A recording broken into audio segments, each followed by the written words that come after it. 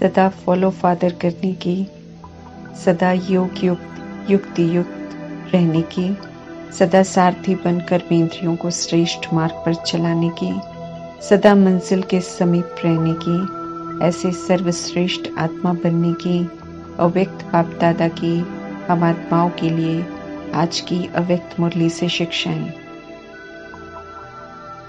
तीसरा नेत्र अर्थात भृकुटी के मध्य आत्मा का नेत्र। परमात्मा के संग में आकर ये नेत्र संगम युग में खुलता है तो आत्मा राइटियस कर्मा करती है, लेकिन परमात्मा का संग भूलते ही ये नेत्र बंद हो जाता है और आत्मा अयथार्थ कर्म करना शुरू कर देती है।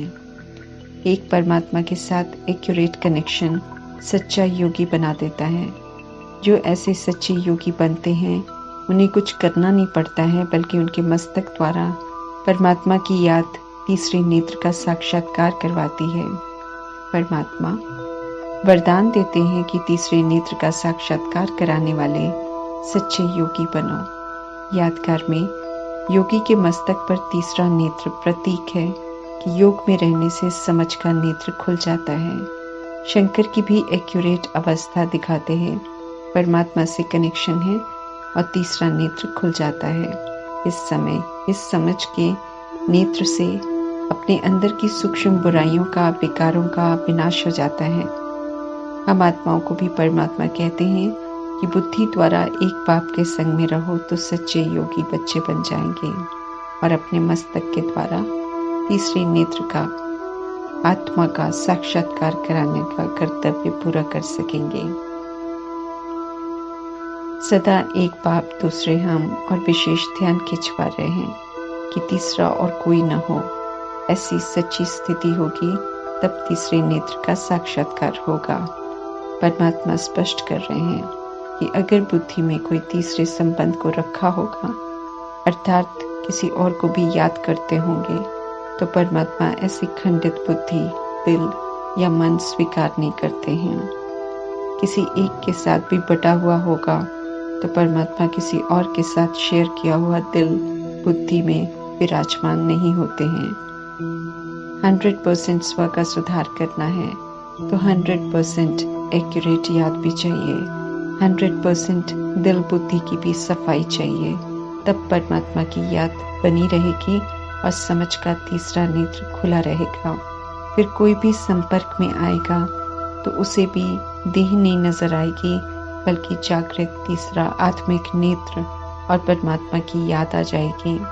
दैहिक दृष्टि की जगह अलौकिक दृष्टि हो जाएगी। जागृत रहना और औरों को भी जगाना, यही तो कर्तव्य है हम सभी का, जिसकी तरफ ध्यान खिंचवा रहे हैं परमात्मा।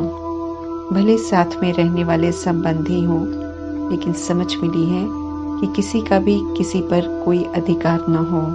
अगर ये सत्य यथार्थ समझ लें, एक बाप और मैं की स्थिति बना लें, तो सही मायने में सभी के कल्याण के निमित्त बन जाएंगे। जब तीसरे किसी को हम बुद्धि में रखते हैं तो न अपना और न किसी और के कल्याण के निमित्त बनते हैं, क्योंकि समझ का नेत्र बंद हो जाता है। जब समझ खत्म होती है तो दैहिक कर्मा से दूसरे को दुख देते हैं। तीसरा नेत्र सदा खुला रहे, इसके लिए परमात्मा कहते हैं कि तीसरा कोई भी नहीं होना चाहिए।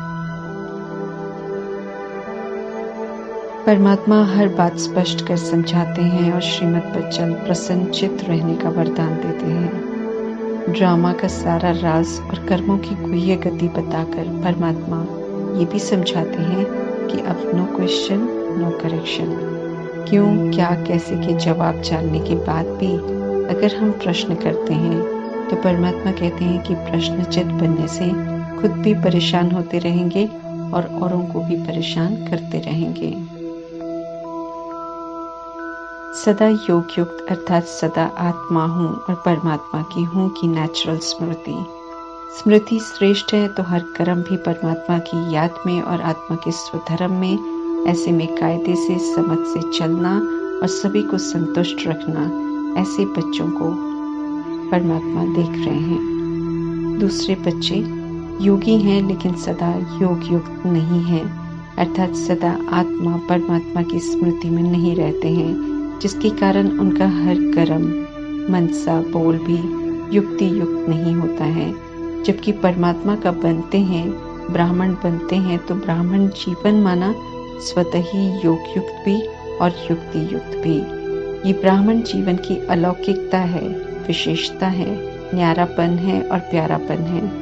कोई इस विशेषता में सहज है, नेचुरल है, तो कोई अटेंशन रखने के बाद भी न योग युक्त का न युक्ति युक्त का अनुभव कर सकते हैं।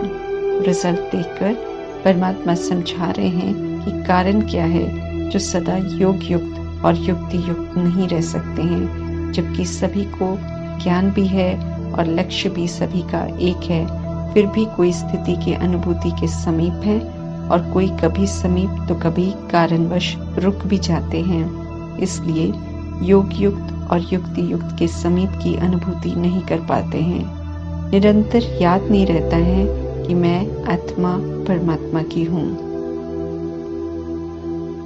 योग युक्त और युक्ति युक्त के श्रेष्ठ लक्ष्य तक नंबर 1 समीप में ब्रह्मा बाप है और इस सिद्धि को प्राप्त करने के लिए उन्होंने सहज सरल विधि अपनाई, और वो थी कि उन्होंने अपने को सदा ही सारथी समझा और सदा साक्षी रहे।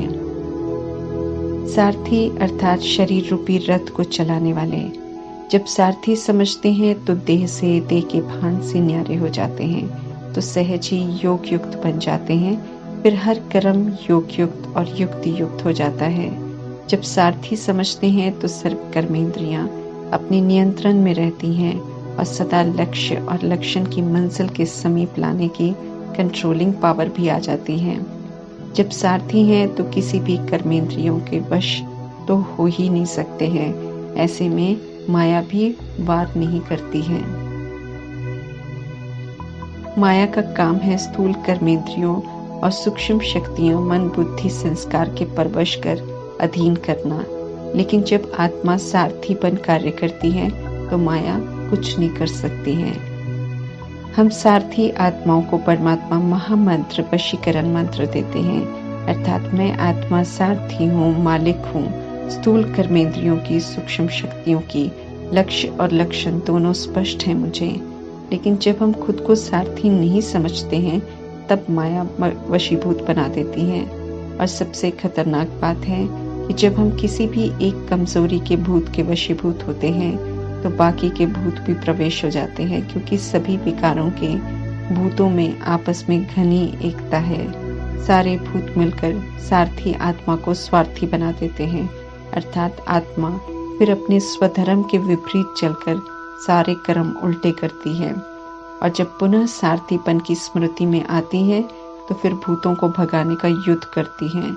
जब युद्ध की स्थिति है तो परमात्मा से बुद्धि का योग नहीं होता है, इसलिए योग युक्त स्थिति नहीं होती। मंजिल के समीप जाने की जगह रुक जाते हैं और पहले नंबर से दूसरे नंबर में चले जाते हैं। परमात्मा कहते हैं कि सारथी तो कभी वश नहीं होते हैं, बल्कि वश कर चलाने वाले होते हैं। सारथी आत्मा भरपूर होती है, श्रीमत प्रमाण चलती है, और जब कर्मेंद्रियों के वश होती है तो कमजोर बन जाती है और बाद में फिर पछताती है। बाप दादा हम आत्माओं से पूछ रहे हैं कि हम सारथी बनकर चल रहे हैं या फिर माया के वशीभूत हो जाते हैं। सारथी सदा आत्म अभिमानी होते हैं। आत्मा सारथी होती है, शक्तिशाली होती है। सारथी बनना नंबर 1 विधि है, नंबर 1 सिद्धि प्राप्त करने की। प्रजापिता ब्रह्मा ने ये विधि अपनाई और नंबर 1 बने, इसलिए परमात्मा ब्रह्मा के सारथी बने और सारथी जीवन में न्यारी प्यारी स्थिति का अनुभव कराया। परमात्मा स्वयं करके सिखाते हैं कि कैसे देह को अधीन कर प्रवेश होना है और जब चाहो निकल जाना है। परमात्मा कभी भी देह के अधीन नहीं बनते, उन्हें कोई बांध नहीं सकता, अधीन नहीं होते, इसीलिए वे सदा न्यारे प्यारे रहते हैं। हम आत्माओं को भी समझाते हैं परमात्मा की सदा बाप समान सारथी की स्थिति में रहो और साथ में चलते फिरते चेक भी करते रहो कि मैं सारथी कर्मेंद्रियों को चलाने वाली न्यारी प्यारी स्थिति में स्थित हूँ बीच बीच में चेक करेंगे तो अटेंशन रहेगा। सिर्फ रात को चेकिंग करेंगे तो सारा दिन व्यर्थ भी जा सकता है। हो सकता है सारथी की जगह सारा दिन स्वार्थी होकर चले हों। समय व्यर्थ गया तो सारे दिन की कमाई भी गई। परमात्मा समझा रहे हैं कि बजाय इसके कि सब कुछ गवा कर होश में आए, समझदारी इसी में है कि सारे दिन में ही बीच बीच में चेकिंग के नेचुरल संस्कार बनाएं। नेचुरल चेकिंग शुद्ध संस्कार है। परमात्मा कहते हैं इसे जरूर अपनाओ। पुराने संस्कार ब्राह्मण जीवन में आगे बढ़ने में विघ्न रूप बन जाते हैं। न चाहते हुए भी संस्कारों के वश हो जाते हैं। उल्टा नहीं करना चाहते हैं फिर भी उल्टे संस्कार, न चाहते हुए भी उल्टे कर्म करा लेते हैं। परमात्मा कहते हैं कि अब चेकिंग के शुद्ध संस्कार से उल्टे कर्म को परिवर्तन कर दो। एक बार आदत पड़ जाएगी तो बिना मेहनत के चेकिंग के शुद्ध संस्कार कार्य कराते रहेंगे, फिर भूलने और बिजी रहने की बहानेबाजी नहीं करेंगे। अशुद्ध व्यर्थ संस्कार सहज भूलते नहीं हैं, हालांकि भूलना भी चाहते हैं। परमात्मा कहते हैं शक्तिशाली बनो और शुद्ध संस्कारों को नहीं भूलो। सारथीपन की स्थिति में रहेंगे तो स्वतः ही स्व उन्नति के शुद्ध संस्कार इमर्ज रहेंगे और स्वाभाविक रूप में सहज चेकिंग भी होती रहेगी। समझते रहे परमात्मा कि अशुद्ध आदतें तो मजबूर कर देती हैं, लेकिन शुद्ध आदत अगर डालेंगे तो मजबूत बन जाएंगे। सदा सारथीपन चलना ही युक्ति युक्त रहने की विधि है। सारथी साक्षी होकर सब कुछ करते हैं, देखते हैं, सुनते हैं, बोलते हैं। बाहर के अच्छे बुरे के प्रभाव में कभी भी नहीं आते। अपनी स्वस्थिति की जो अच्छाइयाँ हैं उसी के प्रमाण कार्य करते हैं। माया के प्रभाव से बिल्कुल न्यारे रहते हैं। जैसे प्रजापिता ब्रह्मा सदा सारथी और साक्षी रहे, परमात्मा कहते हैं ऐसे समान बनो। इसमें पहले मैं बनो। नंबर 1 में आने का लक्ष्य रखो। परमात्मा से पालना लेने वाले अनेकों के निमित्त हैं, इसलिए सदैव निमित्त बन हर कार्य श्रीमत प्रमाण करने की समझ दे रहे हैं परमात्मा। श्रीमत कहती है योग युक्त और युक्ति युक्त स्थिति में रहकर हर कर्म करो, क्योंकि जैसे कर्म हम करेंगे हमें देखकर और भी करेंगे। स्थिति हमारी साधारण ना हो, ये हमें ध्यान रखना है। कड़े संस्कारों को छोड़कर ईश्वरीय संस्कारों को यूज कर आगे बढ़ना है तो अच्छा लगेगा। राजयोगी हैं तो फॉलो फादर करने की समझ दे रहे हैं। परमात्मा किसी को भी प्रजा योग नहीं सिखाते हैं, इसलिए कोई भी कर्म वशीभूत होकर हमें नहीं करना है, बल्कि फॉलो फादर कर फर्स्ट ग्रेड अर्थात फर्स्ट डिवीजन में आने का अटेंशन रखना है। परमात्मा सभी को फर्स्ट में आने का चांस दे रहे हैं। सदैव ही सभी का उमंग उत्साह बढ़ाने वाले परमात्मा कह रहे हैं कि फर्स्ट ग्रेड बेहद है, कम नहीं है, कोई भी आ सकता है, इसलिए खूब पुरुषार्थ करो। परमात्मा की श्रेष्ठ मत श्रेष्ठ गति को प्राप्त कराती है। गायन भी है जैसी मत वैसी गति होती है। चक्र के अंत में आकर परमात्मा श्रेष्ठ मत दे रहे हैं। जो अभी उनकी श्रीमत पर चलते हैं वे अनेक जन्म सदगति को प्राप्त करते हैं। एक जन्म की श्रेष्ठ मत और अनेक जन्म श्रेष्ठ गति प्राप्त करते हैं। जो अभी संगम युग में याद में रहकर हर कर्म करते हैं उनके यादगार बनते हैं। जैसे वृंदावन में कृष्ण के उठने से लेकर सोने तक के यादगार हैं, क्योंकि ब्रह्मा की आत्मा ने हर कर्म परमात्मा की याद में किया और विधि पूर्वक किया तो कृष्ण बने। भगत भी फिर कृष्ण की पूजा बहुत विधि पूर्वक करते हैं। विधि पूर्वक और परमात्मा की याद में हर कर्म करने से सिद्धि मिलती है। हर बात में पहले परमात्मा की याद, उनका धन्यवाद, फिर कर्म करते भी निरंतर याद में रहने से खुशी भी होगी, कार्य भी अच्छा होगा। परमात्मा अभोक्ता हैं, लेकिन भोजन सबसे पहले उन्हें ऑफर करना है और उनकी याद में खाना है। उससे शक्ति मिलेगी, संतुष्टि मिलेगी, कुछ अशुद्धता भी होगी तो उसका भी शुद्धिकरण हो जाएगा। याद में सब कुछ करना विधिपूर्वक करना है। इसलिए अमृत वेले से रात तक जो भी कर्म हम करें, परमात्मा कहते हैं कि याद में करो, एक्यूरेट होंगे। हर कर्म से सिद्धि मिलेगी। भविष्य में तो जो मिलेगा वो मिलेगा ही। संगम युग की अनमोल सौगात अतीन्द्रिय सुख की प्राप्ति है। इस सुख जैसा तो कोई सुख नहीं है। परमात्मा की याद में रहना अर्थात सुख और खुशियों की लहरों में लहराना। अभी संगम युग में जो अनुभूति और प्राप्ति होती है वो अनेक भविष्य जन्मों के फल से श्रेष्ठ है। जब यज्ञ में सुविधाएं नहीं थी, परीक्षाएं बहुत थी, फिर भी अमीर घरों से आई हुई दादियों ने परमात्मा के संग से प्राप्त अतीन्द्रिय सुख की अनुभूतियों का पल पल आनंद लिया। कभी भी परिस्थितियों को या बैगरी पाठ की परवाह नहीं की। संगम युग का प्रत्यक्ष फल सिर्फ अभी मिलता है, फिर पूरा कल्प नहीं मिलता है, सतयुग में भी नहीं। परमात्मा तो सभी को कहते हैं कि इस प्रत्यक्ष फल से वंचित नहीं रहना। जब तक संगम युग है सदा फल खाते रहो। परमात्मा का साथ, परमात्मा से फल मिलेगा ये तो ख्याल में भी नहीं था। हम तो उनसे पढ़ रहे हैं, पालना ले रहे हैं, तो हमें कितना खुश रहना चाहिए। परमात्मा कहते हैं सदा एक रस स्थिति में उड़ते चलो और चेक करो इतनी फास्ट गति है कि सेकंड में उड़ सकें।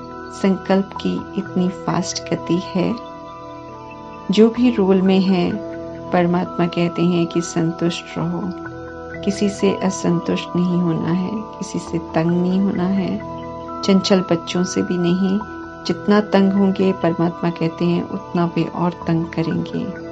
ट्रस्टी बनकर, प्रभु की अमानत समझकर, सेवाधारी बनकर सेवा करेंगे तो कोई तंग नहीं करेगा। मेरा समझना भी नहीं है किसी को। परमात्मा के हैं सब, ऐसा सोचेंगे तो तैरते रहेंगे अर्थात हल्के रहेंगे। सदा तेरा मानना माना, स्वमान में रहना, मेरा कहना माना, अभिमान आना।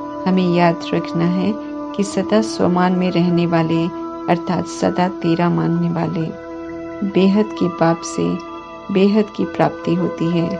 परमात्मा कहते हैं कि तीव्र पुरुषार्थी की रफ्तार से बेहद की प्राप्ति करो। ओम शांति।